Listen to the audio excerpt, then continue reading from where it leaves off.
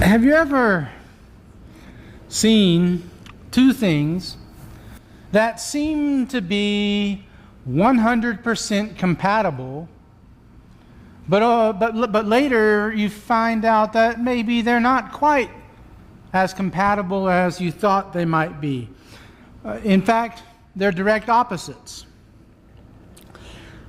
You're in a store looking at two computers side by side sitting on the shelf.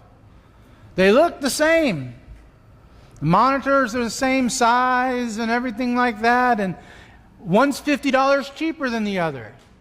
But as far as you can tell, there's not a whole lot of difference between the two, and so you naturally buy the one that's $50 cheaper. You get home, you plug in all your other electronic devices to it, and none of them work. None of them work. And so you call the store back and they say, well, if you had bought the one that's a little bit more, then everything would be just fine. But for this one over here, you need to buy this adapter and that adapter and this other thing and upgrade the software and everything, and that's going to run you about $200. So you thought you were saving $50, but when in fact you're out $150 additional dollars. It seems that way in other parts of life too. We all have to make choices from time to time. Choices that seem to be compatible, seem to be about the same thing. And yet, when you get right down to it, somehow the one we find out it would later have been better to do it a different way. You need to go to the grocery store. So you decide you're going to go to the store at 2 o'clock in the afternoon because nobody goes to the grocery store at 2 in the afternoon. So you go and it's not going to be crowded and everything.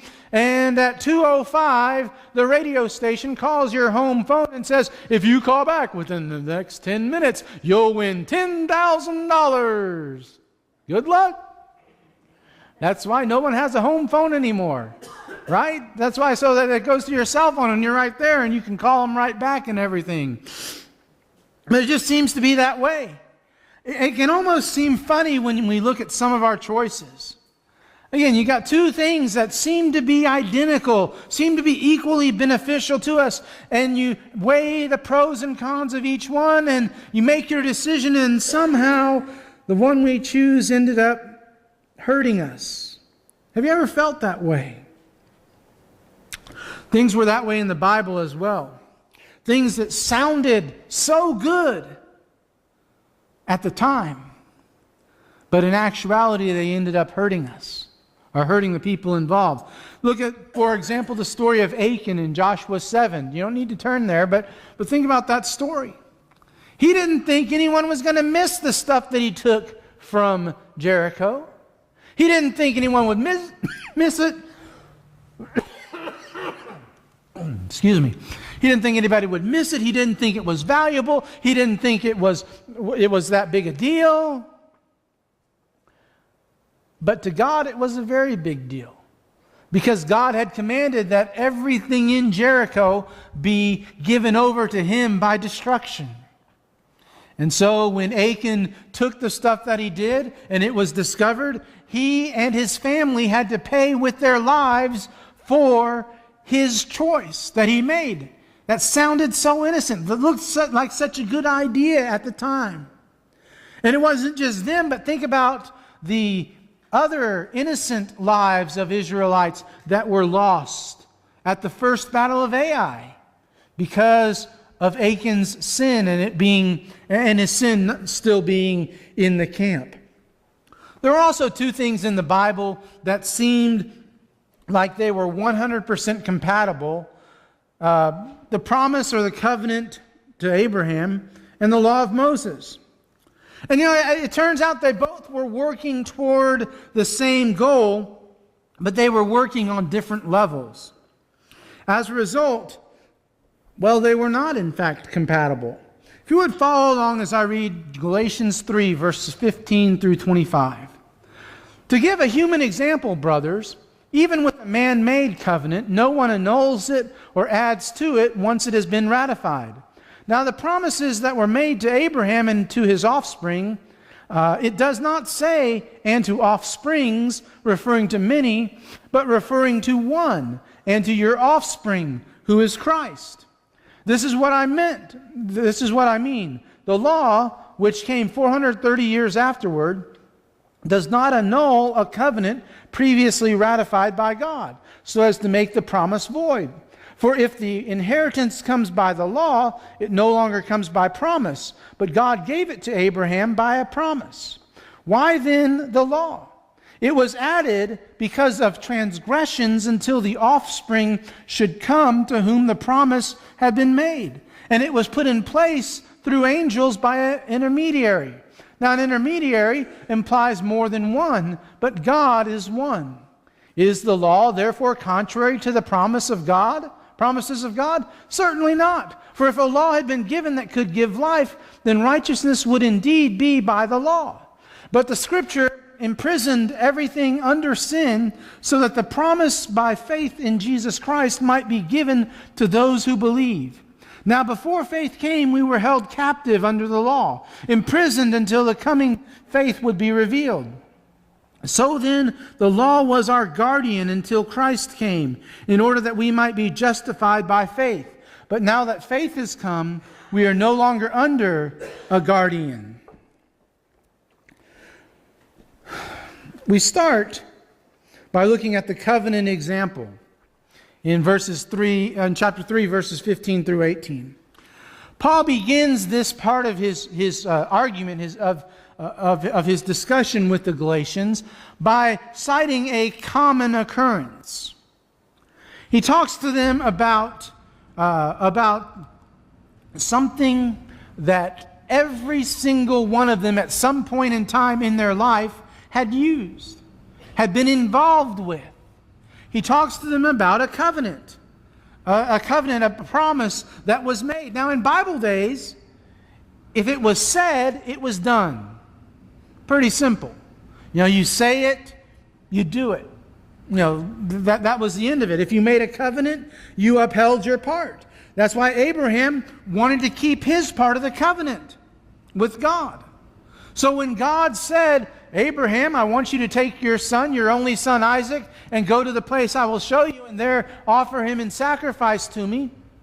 When God told Abraham that, Abraham didn't start looking in for the fine print, trying to find an escape clause, trying to find some way he could back out of it. The very next day, Abraham got up and headed for the place that God had told him about.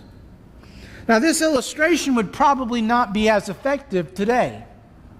Because, see, even in the recent past, if you talked with somebody about a business deal and you shook their hand, that was good enough.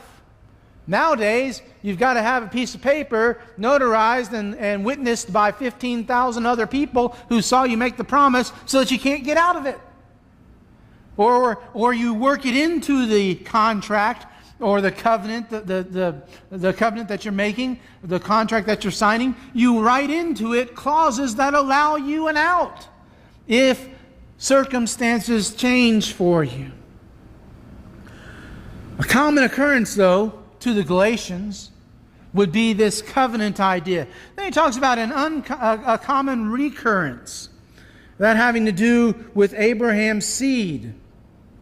Each time the Abrahamic covenant is mentioned in Genesis, a reference is made not only to Abraham, but to his seed as the recipient of God's promise.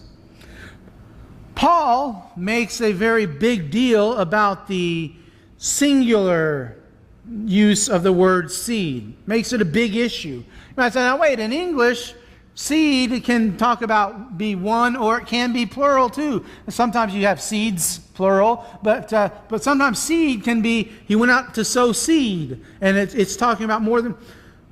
The Greek is a little more specific here. It's singular, okay? You'll have to trust me on that. But anyway, it's a singular form of seed that is used throughout Genesis in the Hebrew language, and as well as here in the Greek. But that seed, as Paul interprets it, is Jesus Christ. That shouldn't surprise us. The Judaizers, however, had a different interpretation. Of course they did, didn't they? Right, because that's what we know about the Judaizers, don't we? They wanted it to refer to the Jewish people. Generically, or generally, that's what they wanted it to refer to, as the Jewish nation. In a more specific sense, what they wanted was for it to refer to Isaac. Okay? So whereas Paul says it refers to Jesus, they wanted it to refer, if we have to narrow it down to one person, to one singular seed, they wanted it to refer to Isaac. Paul makes that deeper application to Christ. The Abraham covenant was established long before the law came into existence. Now, there's some people who are attentive to these sort of things, try to make a really big deal out of, well, but other places it says it was 400 years, and here he says 430 years, so there's an apparent contradiction in the Bible. It doesn't matter. What matters is it was a long time. Okay? It was a long time between the covenant and the law. And in this promise, God had in mind not those who would obey the law, He had in mind Christ. So we come to covenant versus the law, we might say. See, Jewish tradition holds that Abraham kept the Mosaic law even before it was given. Try to figure that one out, okay? That he kept the law before it was a law. They believe, actually, the Mosaic law was a developed form of the covenant that God made with Abraham. Paul, though, saw absolutely no relation. In fact, he saw them as direct opposites as far as being accepted before God goes. Acceptance by God can't be on the basis of both of them. The law, though, did have a purpose, but it was not to add to the Abrahamic covenant. Legalism is going to get you nowhere as far as a relationship with God and acceptance before God. The law and the promise or covenant have to be kept separate, for they are in sharp contrast to one another. Neither a true Jew nor a true Christian can embrace legalism and still be acceptable to God, because every one of us is going to fall short. Every one of us is going to fail in some aspect, and therefore be imperfect, and therefore be unacceptable to God. Well, that kind of sort of makes the law seem a bit pointless. This makes the law seem a bit purposeless as well. Paul realizes this, I think, so he breaks from the main theme of Galatians to talk about the purpose and the function of the law. So let's look for a few moments at the law's purpose in verses 19 through 22. One thing we need to understand from the get-go is the law was limited to start with. I'm going to give you 3 numbers to remember, okay? Reasons why the law was limited. Number 1, it was for a limited time. Verse 16 and following tells us that it was until Christ came. So it was for a limited time. Second problem with the law, limitation of the law. It was to a limited people. To a limited people. Psalm 147 verses 19 and 20. He declares His word to Jacob, His statutes and rules to Israel. He has thus dealt with other nations. They do not know His rules, praise the Lord. The law was only given to Israel. It was only intended for the Israelites. It was for a limited time. It was to a limited people, and it had one limited purpose. And that one limited purpose was to point out sin. Romans 7 verses 7 and 8 says, "What shall we say then? Is the law sin? Certainly not. I would not have known what sin was except through the law. For I would not have known what coveting really was if the law had not said, 'Do not covet.' But sin, seizing the opportunity afforded by the commandment, produced in me every kind of covetous desire. For apart from law, sin is dead. The point was to condemn or point out sin. If they had never established a speed limit, think about this for a moment. If they had never established a speed limit on any road, anywhere in the world, how safe would it be to drive on the roads? Not very. Because you could have a road that does all sorts of twists and turns and winds around and everything, and you'd have people going off the road because they don't have a speed limit.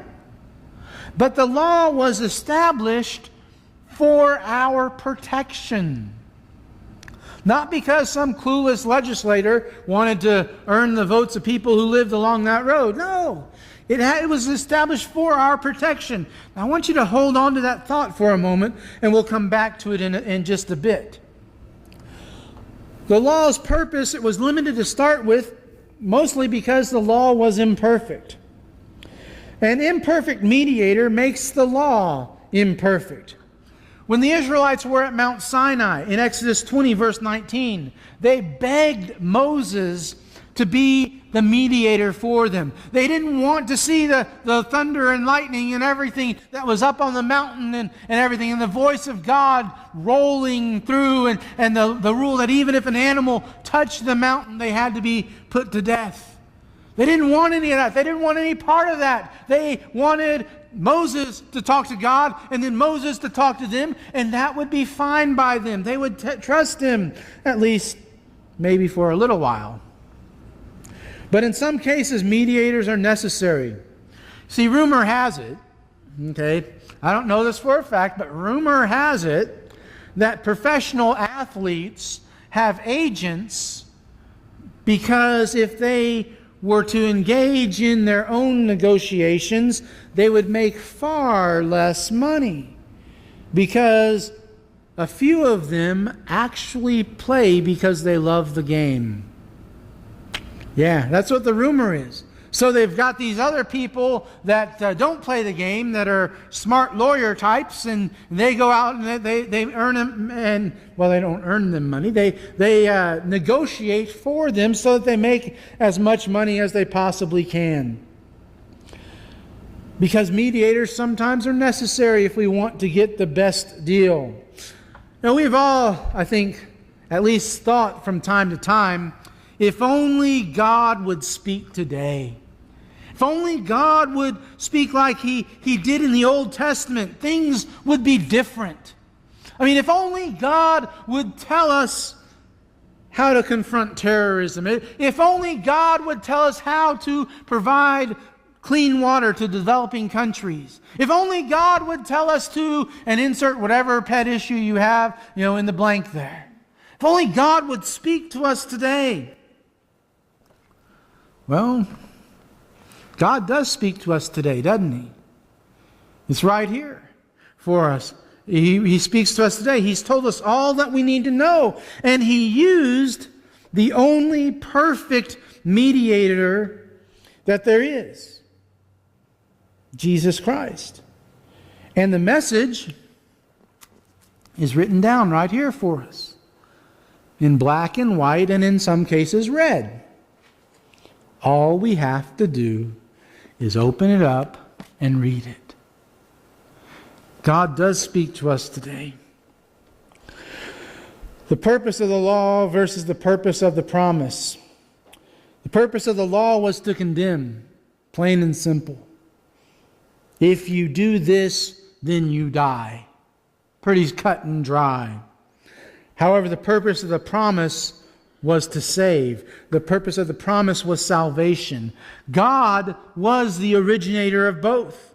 So how can they be inherently opposed? How can their purposes be so opposite? Well, the simple answer to that is that they're not. They're not opposites. Each achieved its purpose to the glory of God. Verse 21, he asks the same question, except in a little bit different form. And in this question, in verse 21, Paul uses the second-class conditional sentence. So the condition is not true, okay? So to answer, he says, is the law then contrary to the promises of God? Certainly not. For if a law had been given that could give life, then righteousness would indeed be by the law. So the law of God was important. It had its purpose. Paul had already stated and made abundantly clear that righteousness can't come by the law. Because if it could, Christ died for nothing. In fact, he says that pretty much in Galatians 2, verse 21. I do not nullify the grace of God, for if righteousness were through the law, then Christ died for no purpose. Neither can life come by the law. If we rely on legalism, then we are dead in our own trap. You know, somebody who is dead doesn't need a new legal system. All of these new laws that are passed here and there and so forth, they don't mean anything to people who are already dead. Someone who's dead doesn't need a new legal system. Somebody who is dead needs life. That's what they need. Then he jumps from a hypothetical condition to the real condition. Two strands of God-given material. The law of God was given to highlight the true need, the true nature of sin and bring sinful humanity under its curse. That's what the law did. The promise of God, however, promises of God have always called for a response of faith and are now focused on the faithfulness or obedience to Jesus Christ. You see, Abraham believed God, and his actions went along with that belief in his time period. The law came in, and it was active for its time period. And now we're in another period of promise, where we must submit to the lordship of Jesus. That first strand brings us down. That strand of law. And the second strand lifts us up. Ultimately, they are united in a common overall purpose. And that common overall purpose, though, is to draw us closer to God. Now, remember that thought I asked you to hold on to? What thought, right? Speed limit established for our protection, okay? That actually was the law's function. The law's function was to protect us. The law's function was to protect us in two ways. First, as a prison guard. It was a prison guard. It kept the Jews shut up, locked up, or imprisoned until Christ came. Verse 22 and verse 23 use several of the same words in talking about the law's job. In verse 22, it talks about the relationship of the law as a prison guard for the whole world, people without distinction. And in verse 23, its relationship to the Jews as a prison guard. So the law was a prison guard. It was keeping us hemmed in, if you will. The law was also a paidagogos. What? It's a Greek thing, okay? A paidagogos was a little child leader. The paidagogos, as the version here says, it translates it as guardian. But the paidagogos was a much trusted slave in a rich family who was entrusted with a child's well-being from about age 6 to age 16. Okay? So the primary function of a paidagogos was to take the child to the teacher. The paidagogos was not the teacher. They were the trusted slave that would take the child to the teacher. So the difference between a paidagogos and a teacher, the teacher had educative and instructional tasks. The paidagogos had custodial and disciplinary functions. The ultimate purpose of the law as a pedagogos was to lead us to Christ so that we could be justified by faith. And Paul concludes by saying in verse 25 that now that faith has come, we no longer need the law to lead us to Christ, because we have Christ with us, Christ in us, Christ living in us. There are times when what we see as compatible really is not. There are times when what we think is smart is really not so smart. There are times when what we think goes together doesn't go together. And I'm not talking about clothes, okay? Sometimes we think they go together and they don't really, and we don't know it till we get out and people start laughing behind our backs, right? The only way to be truly safe as far as what goes together spiritually speaking, what is smart spiritually speaking, what is compatible spiritually speaking. The only way to be absolutely certain that we are safe is to be in the blood of Christ. If you are not, then no matter how many of the laws of God you think you are following, you have missed the single most important one. If you've not been immersed into the blood, but have been trying to earn your way to heaven, then you've missed the point of Jesus coming to earth and living and dying. And you need to repent. This evening you have an opportunity to make things right between you and God, if you want to. Maybe it involves just a private response where you're at. Maybe it involves a public response. Whatever that need is, I urge you, don't leave here tonight with things not right between you and God. And if we can help you in a public way through a public response, why don't you come to the front now as we stand and sing together.